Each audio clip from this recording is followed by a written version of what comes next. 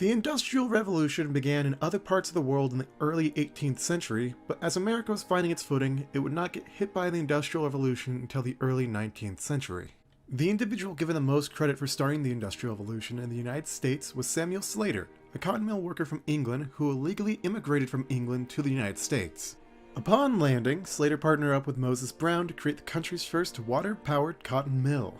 He offered his services to anyone who wanted a cotton mill, and not too long after, the east coast of the United States was dotted with cotton mills. These water-powered cotton mills were so efficient in refining cotton that plantations were having trouble keeping up, so they took on more slaves and more land to output as much raw cotton as they could. An unfortunate side effect, cotton mills helped ingrain a slave-based economy in the South. Southern cotton, picked and processed by American slaves, helped fuel the 19th century Industrial Revolution in both the United States and Great Britain. LumenLearning.com. Elsewhere in the United States, a new type of work was introduced. Outworking, otherwise known as working from home, was a system in which tasks of production would be divided up and sent to workers' homes, where they would work at home and get paid for the amount they produced. It was a system made to appeal to bored farmers and farmers' wives, as the pay was not great, but it was a system very important to the shoe and boot industries. Outworking would lay the groundwork for factory positions. But first came the War of 1812.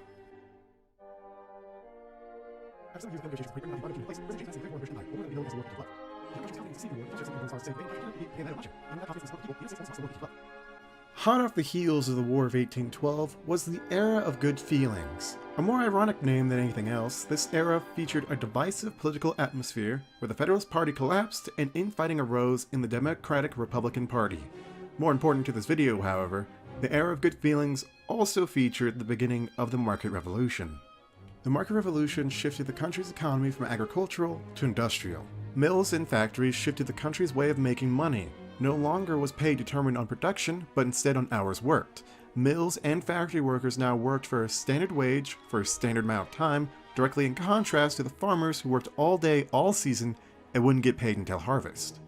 This new way of life and earning a living challenged the Jacksonian belief that Americans' way of life should only improve through hard labor and dedication. Farming perfectly encapsulated this belief. You would only earn as much as you make, and you could only make as much as you worked.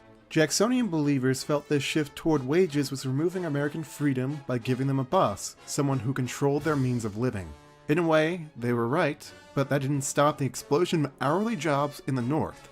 The South, however, was still focused on agriculture, a key difference that would lead to a future, violent disagreement. The way people worked wasn't the only thing that changed. Multiple inventions came about that greatly improved trade. Steamboats, canals, railroads, and roads helped speed up the transportation of goods exponentially.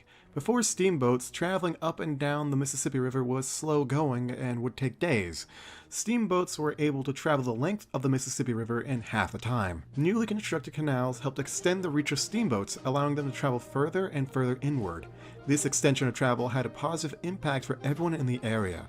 Faster travel meant faster supply delivery, which meant fresher food and more luxury products, and in turn improved the quality of life in these areas. As steamboats began to conquer the waters, trains began to conquer the land. In 1850, more than 9,000 miles of track covered the United States. By 1860, the number had risen to over 30,000 miles, more miles of rail than the rest of the world altogether. History.com. The reason for this popularity was speed. Trains could cross the country much faster than anything else, capable of reaching speeds of up to 60 miles per hour. Trains could also load so much more cargo than wagons, making them the ideal choice for cross-country shipments. These cross-country shipments were able to bring fresher food, tools, and construction materials to remote areas, speeding up their expansion and improving their way of life. But trains were expensive, so many people used roads instead. Before roads, cross-country travel was slow-going and dangerous. With roads, wagons could travel without worry of hindering terrain or getting lost. Roads also presented an excellent opportunity to implement a toll to help fund other transportation projects.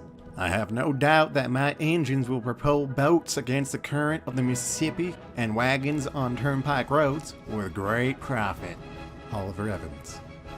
The federal government fully supported these transportation projects. In fact, without the support of the federal government, the market revolution would not have happened at all.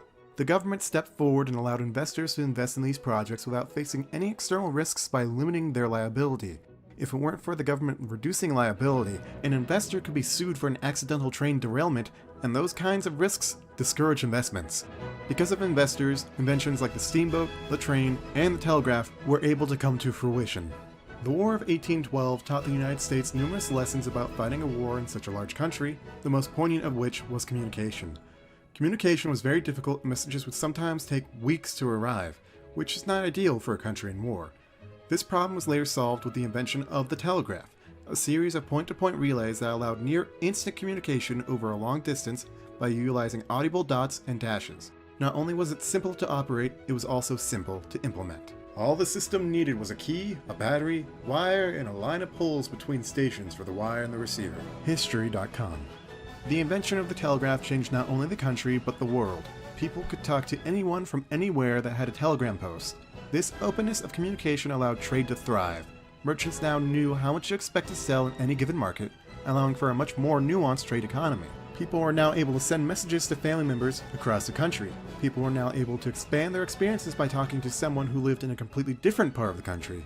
The unfortunate side effect of this availability of communication, however, highlighted the fundamental differences between the North and the South. The industrial and market revolutions brought a new way of life for everyone in the country, for better or for worse. It also brought new differences between the North and the South, differences that would ultimately lead to war.